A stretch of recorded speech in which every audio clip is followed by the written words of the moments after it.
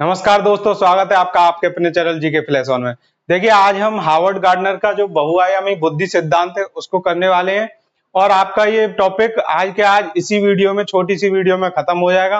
और इसका जो ये नाम है बहुआयामी बुद्धि सिद्धांत, सेम टू सेम ऐसा का ऐसा आपको सीटेट की सीडीपी के सिलेबस में देखने को मिल जाएगा। तो इस टॉपिक को अगर आपने समझ लिया अभी, तो इसके बाद आप इसका कोई भी कैसा भी क्वेश्चन आया है उसको आराम से कर लेंगे सीटेट में। और मात्र इतने से ही आप जो हार्वर्ड गार्डनर का बुद्धि का सिद्धांत है उसको काफी अच्छे से समझ सकते हो। तो स्टार्ट करते हैं आज की वीडियो। सबसे पहले मैं आपको बता दूं, बुद्धि का जो स्वरूप है वो एकाकी न होकर बहुकारकीय होता है। यह सिद्धांत किसने दिया? हार्वर्ड गार्डनर ने। तो उन्होंने बोला है कि बुद्धि कोई एक तरीके से ही नहीं यूज की जाती है, उसके बहुत सारे कारक होते हैं। और ये जो उन्होंने बहुत सारे कारक बताए हैं, इनके 9 प्रकार बताए हैं उन्होंने। तो हम एक एक करके सारी बुद्धियों की बात भी करेंगे। और ये जो बहुकारक उन्होंने बताए, इसी वजह से इसका नाम बहुआयामी बुद्धि सिद्धांत पड़ा है। अगला पॉइंट दिया है, प्रत्येक बुद्धि एक दूसरे से स्वतंत्र होती है। तो जितनी भी हमारी जो इन्होंने 9 प्रकार की बुद्धियां बताई हैं, वो हर एक कोई एक दूसरे से स्वतंत्र है। ऐसा नहीं है कि कोई बच्चा गणित में कमजोर है तो वो उसको प्रकृति के बारे में कोई जानकारी ना हो, या कला के बारे में कोई जानकारी ना हो, या उसको फिटनेस के बारे में जानकारी ना हो। ऐसा नहीं है। अगर उसका किसी एक फैक्टर में जो बुद्धि है, इंटेलिजेंस है, वो काम नहीं कर रही है, तो वो जरूरी ऐसा बिल्कुल नहीं होगा कि दूसरे फैक्टर में काम ना करे। अगर किसी की एक एरिया में बुद्धि अच्छी है तो उसका मतलब ये भी नहीं है कि दूसरे एरिया में अच्छी हो। तो सभी जितने भी कारक हैं बुद्धि के, उन सब कारकों में हर एक किसी की बुद्धि अच्छी नहीं होती है। और इसका मतलब ये भी नहीं है कि अगर किसी कारक में अच्छी नहीं है तो दूसरे में अच्छी नहीं होगी, ऐसा भी नहीं है। तो ये आप समझ लीजिए कि दोनों जो एक दूसरे से क्या होते हैं, बुद्धि के सभी कारक स्वतंत्र होते हैं। अगला पॉइंट दिया है, बुद्धि के विभिन्न प्रकारों में एक दूसरे के साथ अंतःक्रिया की प्रवृत्ति पाई जाती है। अब ये अंतःक्रिया की प्रवृत्ति का मतलब यही है कि अगर किसी की मैथ में अच्छी है तो वो उसको किसी और एरिया में हेल्प कर सकती है, लेकिन उसका मतलब ये बिल्कुल नहीं होगा कि उसकी वजह से उसका दूसरा एरिया परफेक्ट हो जाए। तो इसका मतलब बस यही है, यहाँ पर अंतःक्रिया की प्रवृत्ति पाई जाती है। प्रत्येक व्यक्ति में विलक्षण योग्यता होती है। तो हर एक व्यक्ति में उसकी जो खुद की योग्यता है, उसकी बुद्धि के आधार पर बिल्कुल अलग होती है। विलक्षण का मतलब होता है एक तरीके से यूनिक और इम्पोर्टेंट, और मतलब बहुत ही बेस्ट होती है। तो जो हर एक व्यक्ति है उसकी अपनी एक विलक्षण योग्यता होती है। ये हार्वर्ड गार्डनर ने बताया है। अगला पॉइंट दिया है, गार्डनर के अनुसार प्रत्येक सामान्य व्यक्ति में 9 प्रकार की, कितने प्रकार की? 9 प्रकार की बुद्धि होती है। लेकिन आनुवंशिकता, प्रशिक्षण यानी कि एक तरीके की उनका जो उन्हें गाइडेंस देते हैं, ट्रेनिंग देते हैं वो। तो आनुवंशिकता, प्रशिक्षण ये पर्यावरण के द्वारा दिया जाएगा। आदि के प्रभाव के कारण इनमें से कुछ बुद्धियां किसी में कम तो किसी में अधिक विकसित होती हैं। सभी बुद्धियां एक दूसरे के साथ अंतःक्रिया करती हैं। और उन्होंने सभी बुद्धियों को बताया कि एक दूसरे के साथ अंतःक्रिया करती हैं। हालांकि वो दोनों क्या हैं? एक दूसरे से स्वतंत्र भी हैं। जितनी भी बुद्धियां हैं आपस में स्वतंत्र भी हैं और अंतःक्रिया भी करेंगी। अब इसका स्वतंत्र का मतलब एक और है कि मान लीजिए किसी की चोट लगने के कारण कोई एक प्रकार की बुद्धि उसकी काम नहीं कर रही है, क्षतिग्रस्त हो गई। तो इसका मतलब ये भी नहीं है कि अगर उसकी एक बुद्धि क्षतिग्रस्त हो गई तो उसकी और किसी भी फैक्टर में बुद्धि कार्य नहीं करेगी। आपने देखा होगा किसी बच्चे को गणित बिल्कुल पसंद नहीं होता है, लेकिन वो जो ड्राइंग है वो बहुत अच्छी कर लेते हैं। तो ये उसकी जो ड्राइंग वाली स्किल है वो अच्छा कार्य कर रही है, और जो गणित वाली है वो नहीं कार्य कर रही। तो ये सब किस कारण से? आनुवंशिकता और प्रशिक्षण के प्रभाव के कारण। तो अगला लास्ट पॉइंट दिया है कि 2 बिंदुओं पर उन्होंने, हार्वर्ड गार्डनर ने जोर दिया, एक तो पाठ्यक्रम पर और दूसरा निर्देश पर। ये स्कूल के अकॉर्डिंग अगर देखा जाए तब ये बताया गया है कि 2 बिंदुओं पर उन्होंने स्कूल यानी विद्यालय के आधार पर जोर दिया है। कौन से? एक पाठ्यक्रम पर और निर्देश पर। इसी के कारण अलग अलग सब्जेक्ट अब बच्चों के लिए आ चुके हैं, कला का अलग और सब पर संगीत का अलग। इन सब पर क्या किया जा रहा है? अच्छे से जोर दिया जा रहा है। पहले ऐसा नहीं होता था कि संगीत वाला भी विषय और उसको अच्छा समझा जाए, लेकिन अब सभी विषयों पर जोर दिया जा रहा है। तो ये NEP 2020 जो बन के आई है, ये सब इन्हीं वैज्ञानिकों को अपना आधार बनाते हैं।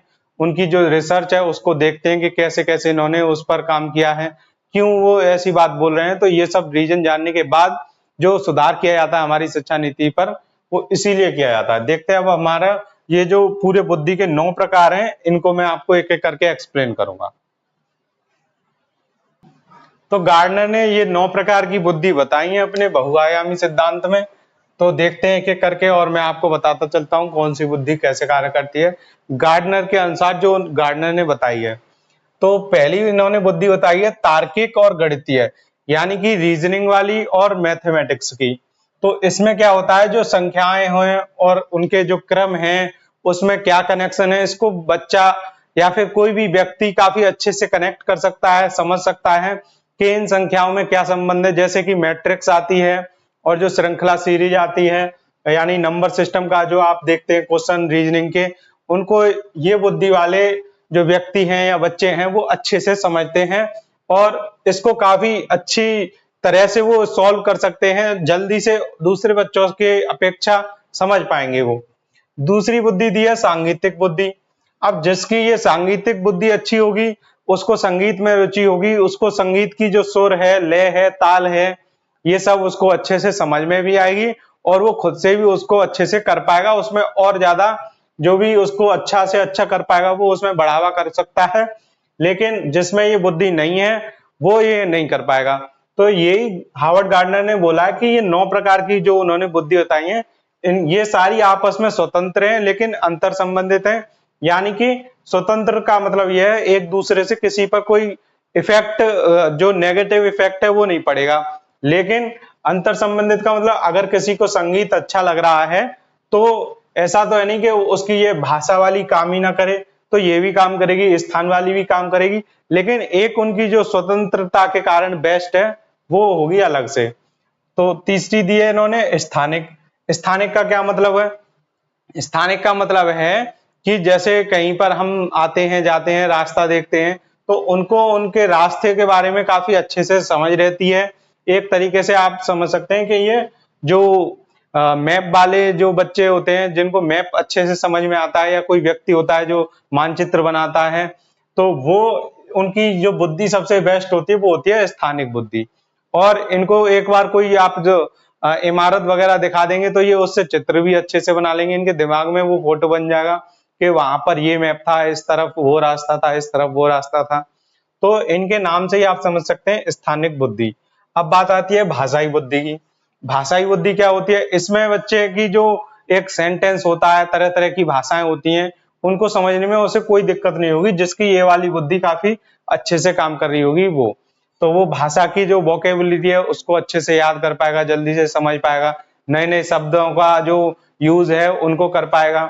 तो जिसकी भाषाई बुद्धि अच्छी होगी वो तरह तरह की भाषा ही समझ पाएगा। अब जैसे आपने देखा होगा गाइडर होते हैं जो घूमने आते हैं इधर उधर के लोग, उनको घुमाते हैं, तो उनकी हर एक तरीके की ये जो भाषाई बुद्धि है ये बेस्ट होती है। इस वजह से वो तरह तरह की भाषाएं बोल पाते हैं और उनको समझा पाते हैं और उनकी भाषा खुद भी समझते हैं। अब पांचवी प्रकार की बुद्धि दी है व्यक्तिगत आत्मन बुद्धि।